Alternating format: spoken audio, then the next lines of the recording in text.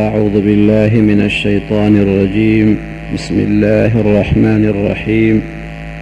رب اجعلني مقيم الصلاة ومن ذريتي ربنا وتقبل دعاء. ربنا اغفر لي ولوالدي وللمؤمنين يوم يقوم الحساب. صدق الله العظيم وصدق رسوله النبي الكريم.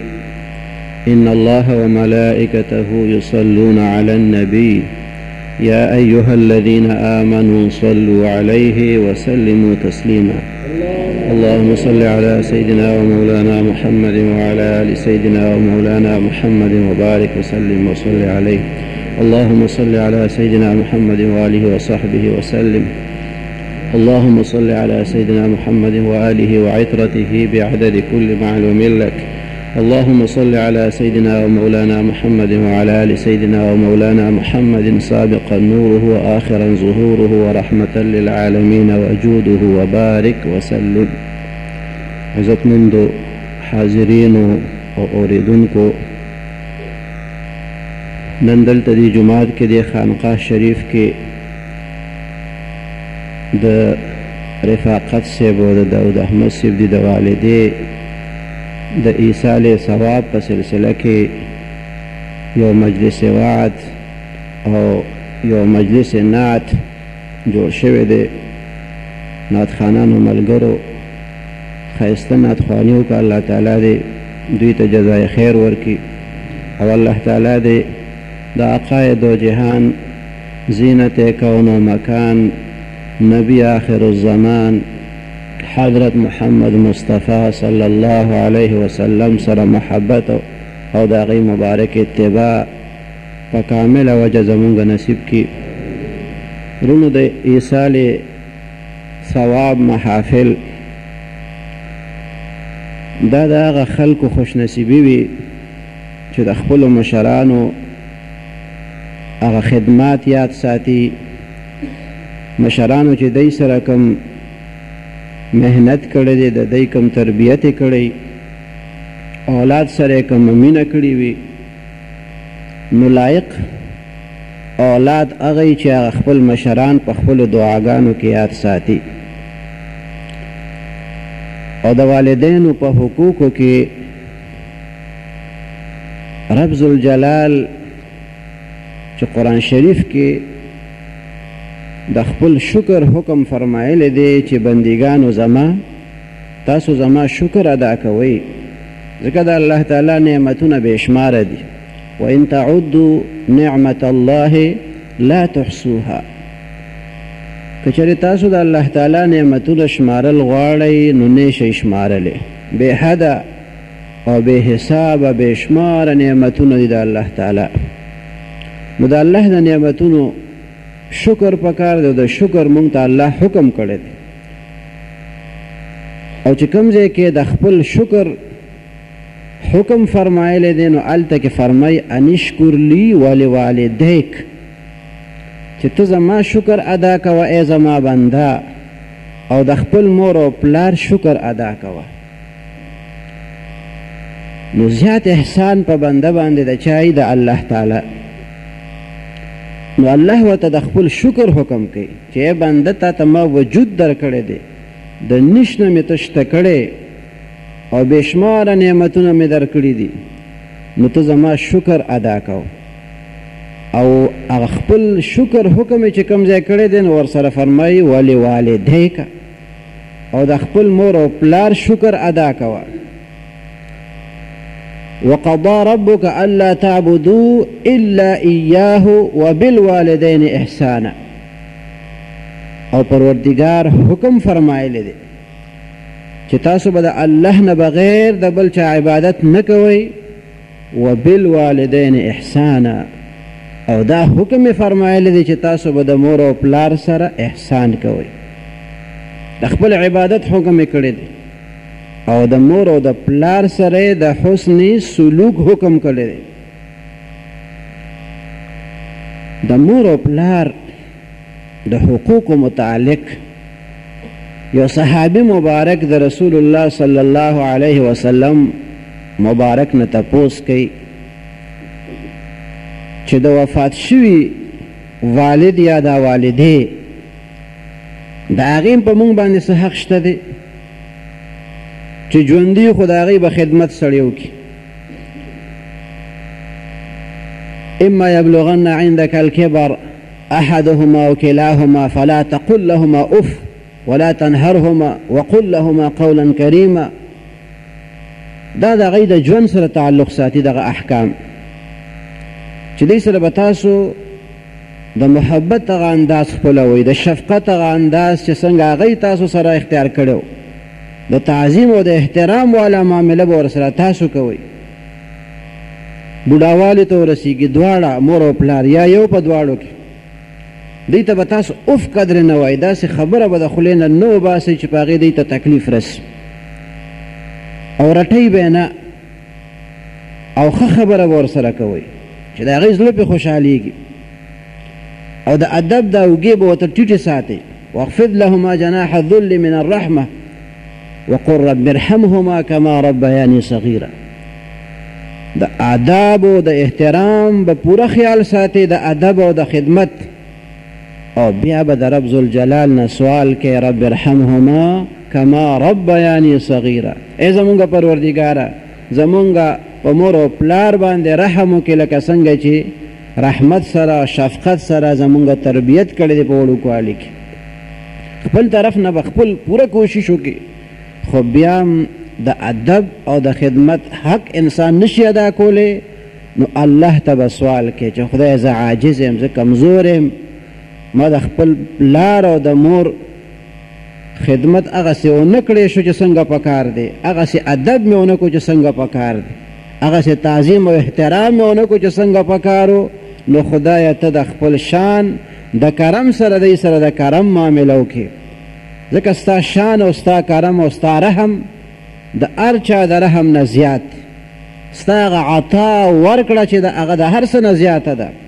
نو که زما مور او پلار ما باندې رحم کړي، نو خدای ستا رحم د مور او پلار د رحم نه هم زیات دی، نو ته زما په مور او پلار باندې رحم وکړي.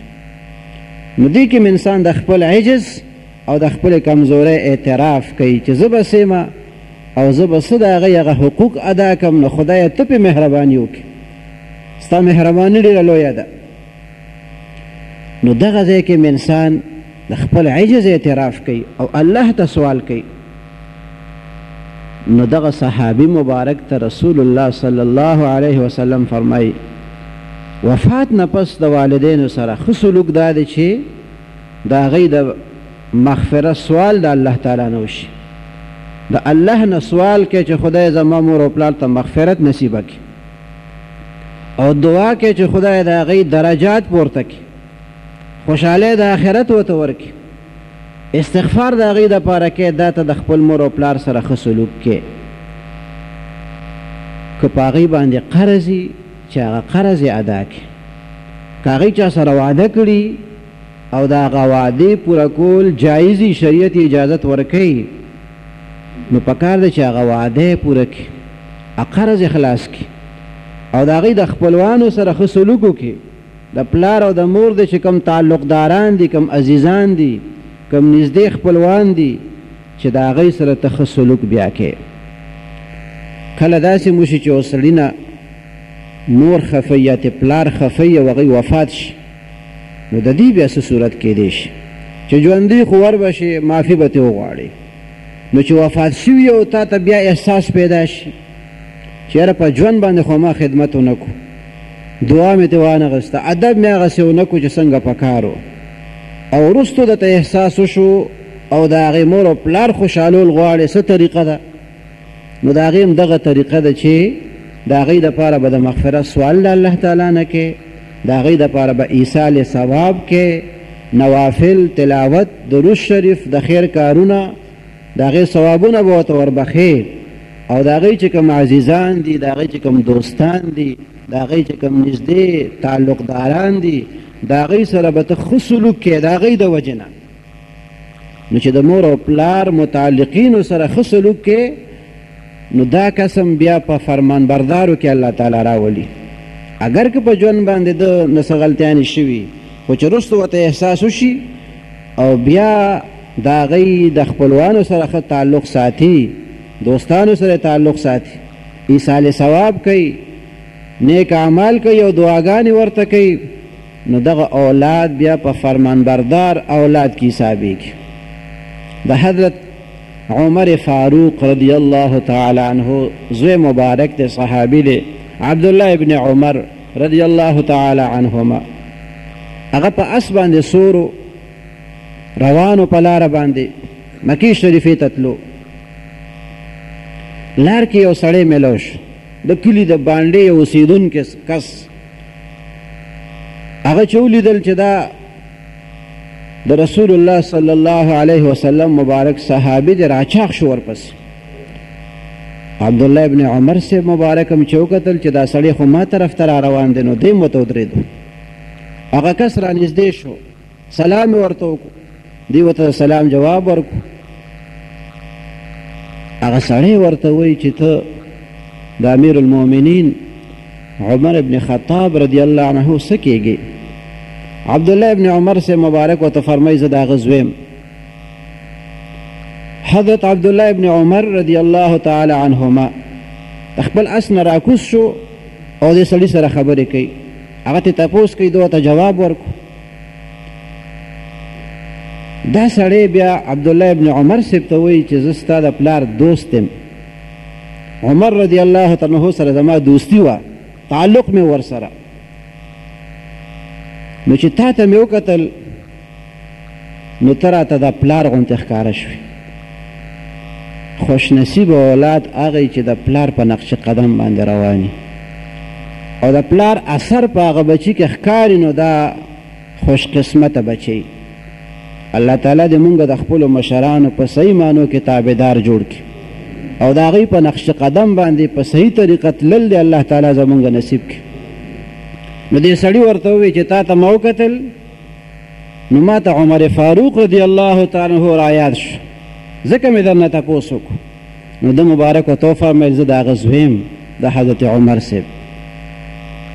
بیا ورته دې سړي ووایي چې خو زما دوست و، زما ورسره ډېر ښه تعلق و. نو عبدالله ابن عمر رضی الله عنه هغه مبارک د خپل سر نه پټکې راکوز کو او هغه دیهاتي سړي ته، هغه د کلي هغه بانډې هغه اوسېدونکی کس، هغه ته په ډېر قدر او په احترام باندې په سر کو او بیا ورته هغه خپل اس ورکو، وایي چې په دې باندې سور شه دا اس ستا شو. سړی ډېر زیات خوشحاله شو او دې دغه شانتې روان شو. ملګري هم ورسره دي، اوږد سفر لا پاتې دی.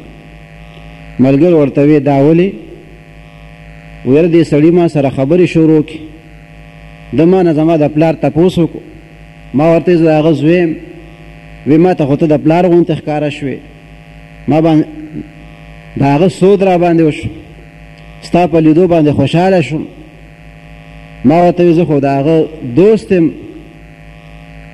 حضرت عبدالله ابن عمر مبارک هغه ملګرو ته وی زما د پلار دوست و، نو د پلار دوست سره که ما ښېګړه وکړه نو دا خو ډېره ښه خبره ده. ملګرو ورته وی خیر د پټکې به دې ول ورکړی و، تا ول هغه اس هم ورکو. وایي او د دې پټکي او د دې اس نه علاوه که بل څه ما سره وي هغه به مې هم ورته ورکړي و، ځکه دا زما د پلار دوست و، ده ما ته زما د پلار حواله راکړه. دا د صحابي عمل دی، یو صحابي فعل چې هغه د خپل پلار د یو تعلقدار څومره خاطر کوي، څومره خیال ساتي. دا مو ته نه وایي چې یاره اوس خو زه په سفر باندې روان یم، د اس نه بغیر ګزاره نه کېږي، پیدل سفر رانه نه کېږي، بیا چېرته زمونږ کلي ته راشه، زمونږ کور ته راشه، نو بیا به زه ستا خدمت وکړم. که داسې ورته ویلې وې هم کېدی شو، لیکن عبدالله ابن عمر رضی الله تعالی عنه باندې د خپل والد صاحب هغه احترام دومره غالب و چې په دغه وخت کې خپل پټکې هم د سر نه راکوز کړو، هغه سړي ته یې په سر کړو او خپل اس هم ورته ورکړو او په خپله پیدل دغه شانتې په پیبلې خپې روان شو. حضرت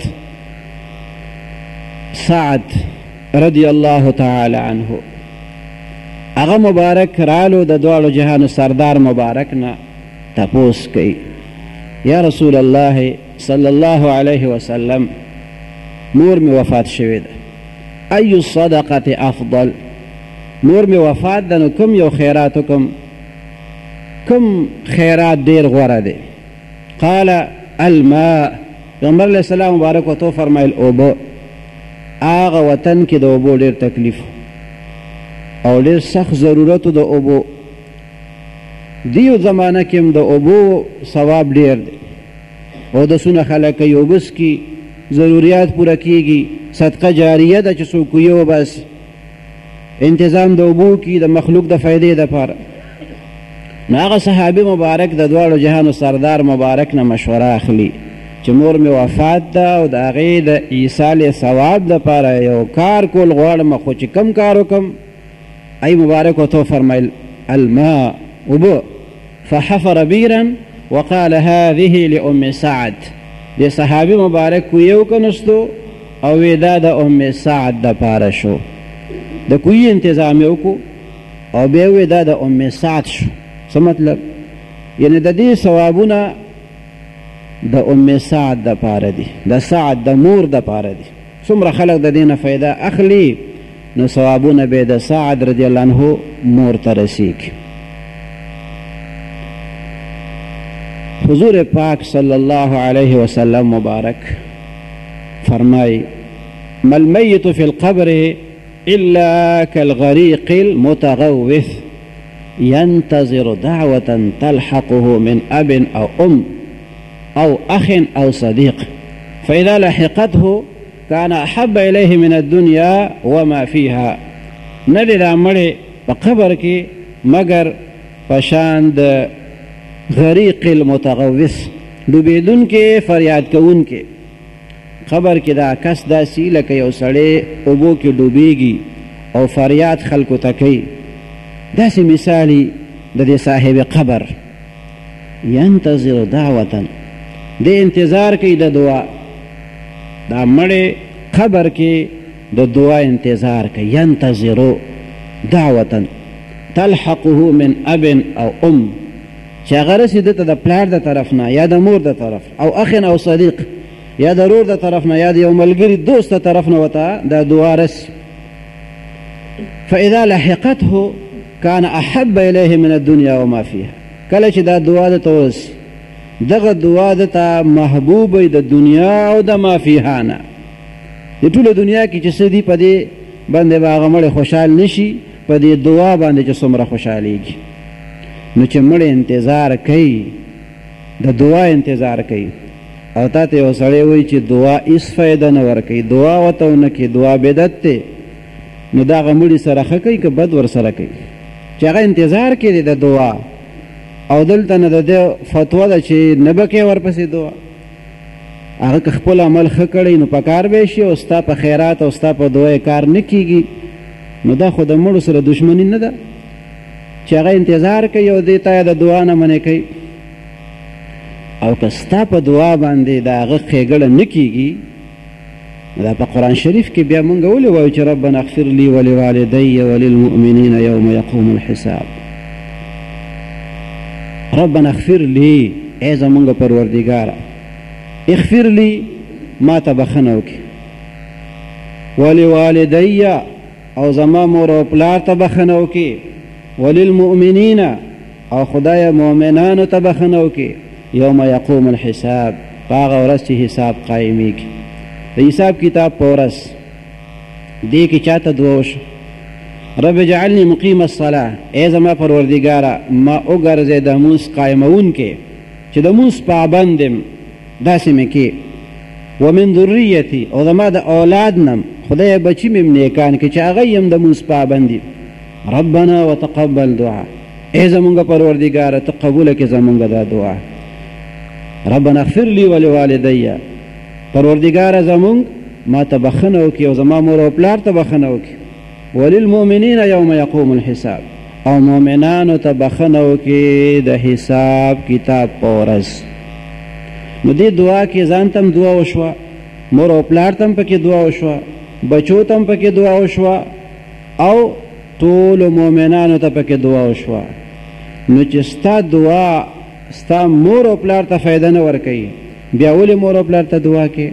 مؤمنانو ته که فایده نه ورکوي نو په قرآن شریف کې بیا ولې راځي چې للمؤمنین؟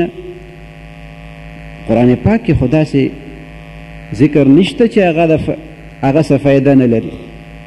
دا دعا چې قرآن کې راغلی خو دې دپاره راغلی چې خلک دې په دې الفاظو سوال د الله تعالی نه کوي.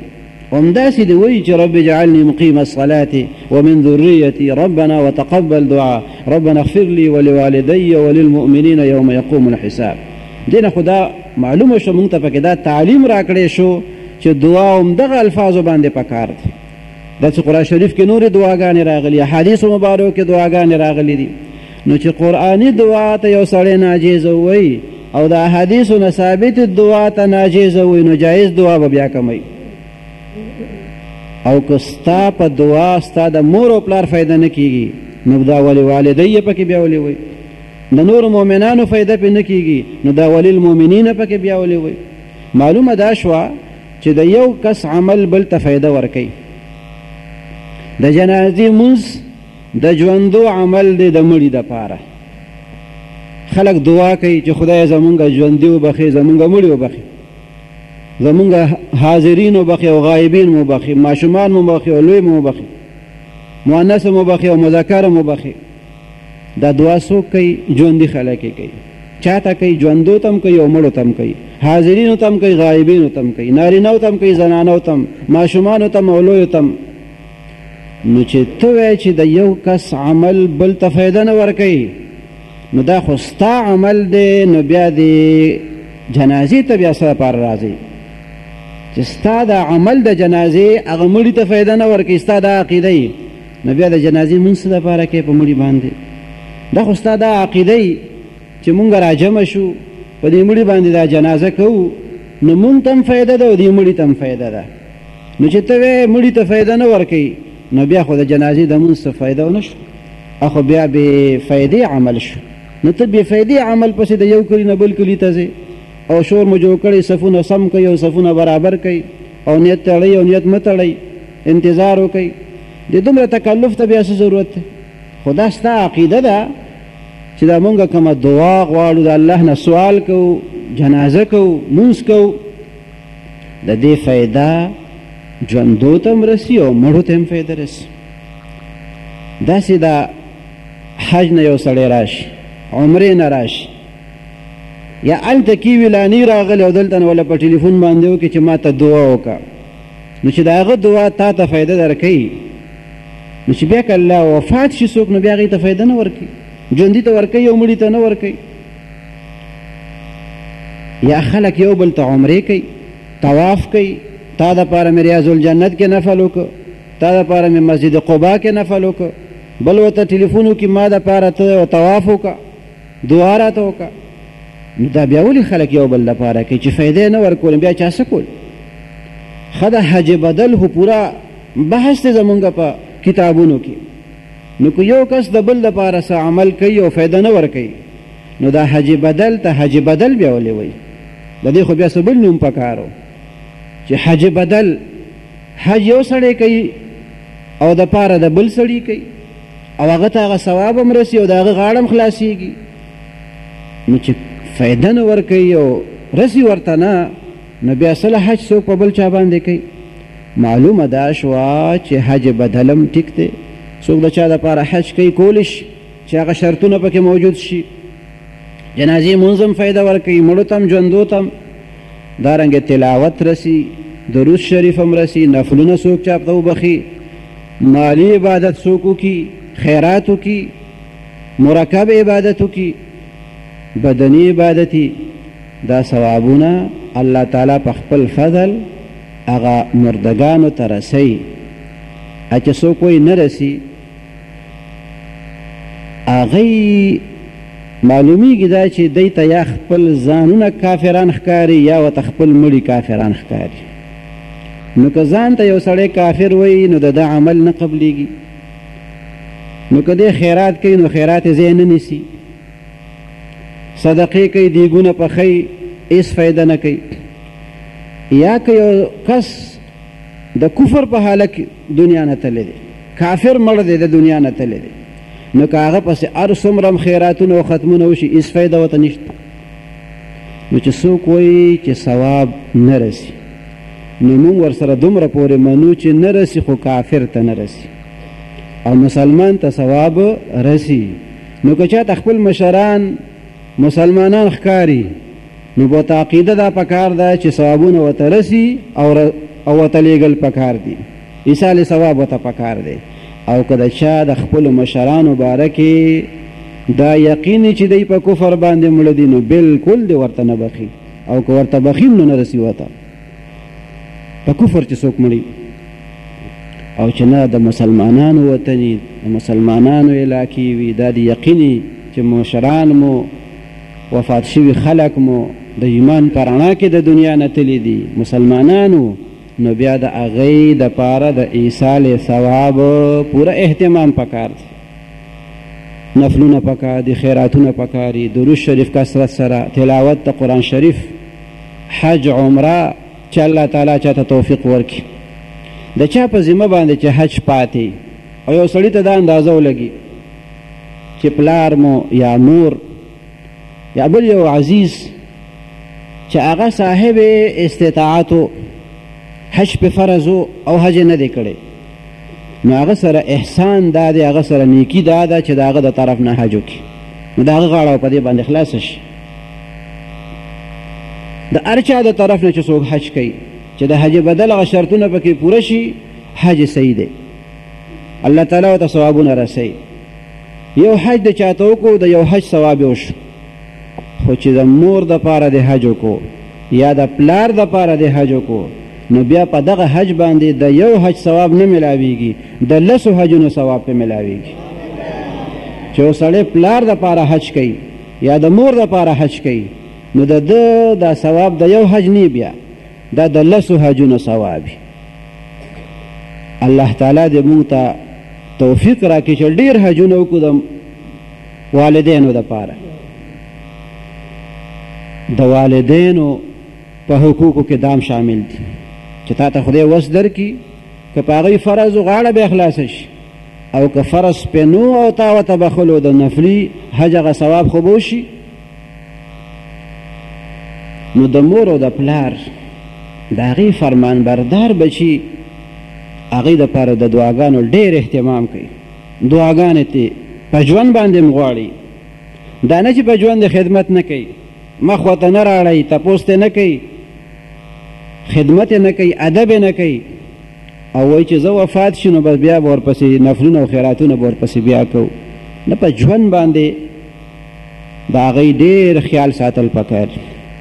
مور او پلار ته چې د محبت په نظر او د ادب او د احترام په نظر باندې یو بچی ګوري، یو نظر یو زوی یا لور خپل مور او پلار ته وکړي نو په یو نظر باندې د یو قبول شوي حج ثواب ملاویږي.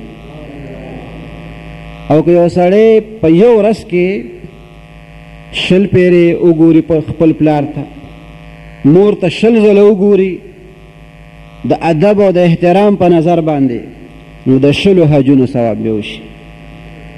که 100 پیرې ورته وکړه نو د 100 حجونو ثواب به ورته الله تعالی ورکړي او د قبول شوو حجونو. چا باندې چې حج فرض او هغه بیا وایي چې زه بس مور ته به وګورم بس حج به مې وشي، نه داخله کوم او نه صفا مروه او نه عرفات او مزدلفه، داسې نه ده. د حج حکم چې دی هغه مخصوص مناسک په مخصوصو ځایونو کې په مخصوصو ورځو کې ادا کول دغه حج دی. او د والدینو ته د احترام په نظر باندې کتل دا د الله تعالی خصوصي مهرباني ده چې دی بچو ته پې د حج ثواب ورکوي. چا باندې چې حج فرض وي نو هغوی به حج ته ځي، هلته به حج کوي، او بیا د هغې نه علاوه چې مور او پلار ته د ادب په نظر باندې ګوري نو الله تعالی به ورته د حج ثواب ورکړي. د مور او د پلار د ایصال ثواب دپاره یا د نورو مشرانو د ایصال ثواب دپاره دا ضروري نه ده چې د هغوی د هغه څلوېښتۍ دننه دننه د یو سړی خیراتونه وکړي نو وبرسي، او که 40 ورځو نه پسې بیا کول نو ګنې بیا نه رسي، داسې نه ده. ثواب ورپسې که په لومبۍ ورځ بخي، که په دویمه، که په درېیمه، که په 10مه، که په 20مه که په 40مه که 50مه ورځ باندې ورته څوک بخي او ختم ورپسې کوي بلکل ورته رسي ټول عمر ورپسې هغه ثوابونه رسي خو په اعمالو کې اخلاص پکاري چې عمل د خالص د الله تعالی د رضا دپاره او مقصود پکې د والدینو هغه فایدې چې دوی ته دا خیر ورسي دوی ته دا فایده ورسي د مور او د پلار چې څنګه په ژوند باندې په کومو خبرو هغوی خوشحالیږي نو پس د وفات نه هم هغوی په هغه خبرو خوشحالیږي او چې څنګه په ژوند باندې مور او پلار په څه خفه کېږي نو د وفات نه پس هم په هغه کارونو باندې هغوی خفه کېږي او په دنیا کې چې په څه خفه کېده د هغوی د وفات نه پس که ته هغه کارونه کې هم بیا خفه کېږي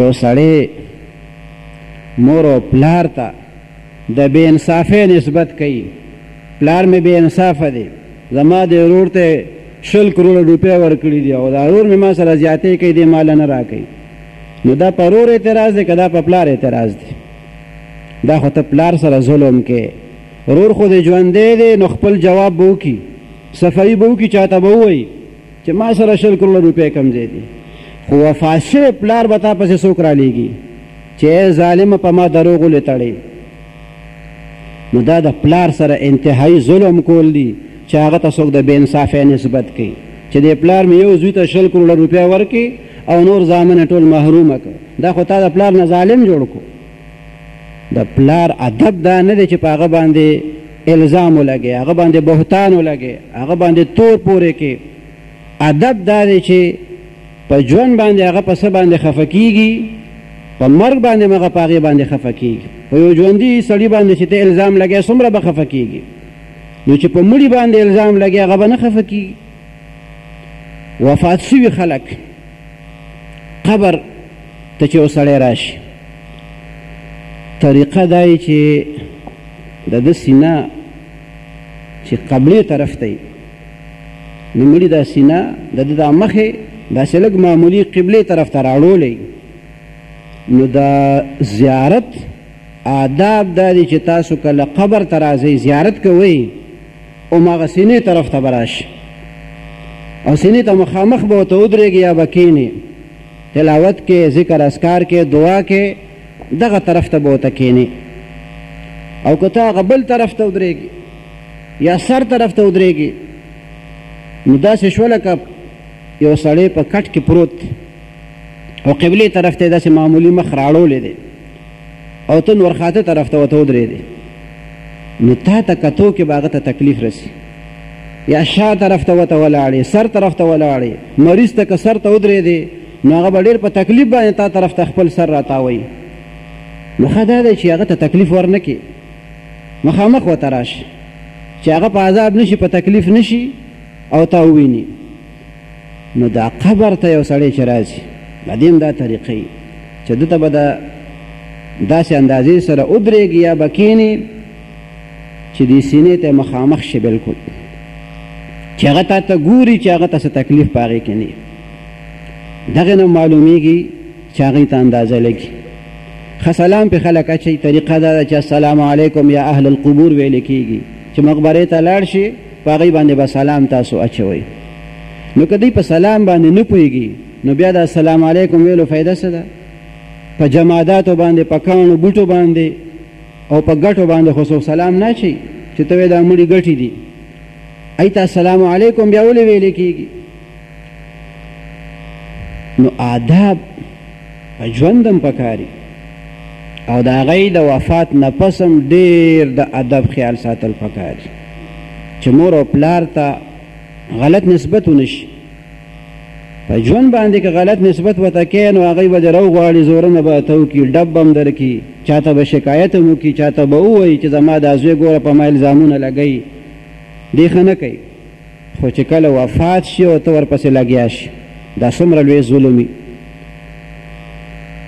نو په ژوند چې څوک خفه کېږي په څه خبرو مرګ نه پس هم په هغې باندې خفه کېږي نو د مور او پلار د خفګان نه ځان ساتل پکاري هم د هغې په ژوند او هم د هغې د وفات نه پس او د هغې د ایصال ثواب ډېر اهتمام پکاري چې څومره ډېر ثوابونه هغې ته وبخلی شي، منځونه وشي، ذکرونه وشي، تلاوتونه، درود شریف، روژې ونیوی شي، د خیر کارونه وکړی شي او بیا هغې ته هغه ثوابونه وبخلی شي. الله تعالی دې موږ ته توفیق راکړي خپلو مشرانو ته د ایصال ثواب، او چې کوم ایصال ثواب مونږ کوو الله تعالی دې په خپل فضل هغه زمونږ هغه مرحومینو ته ورسوي.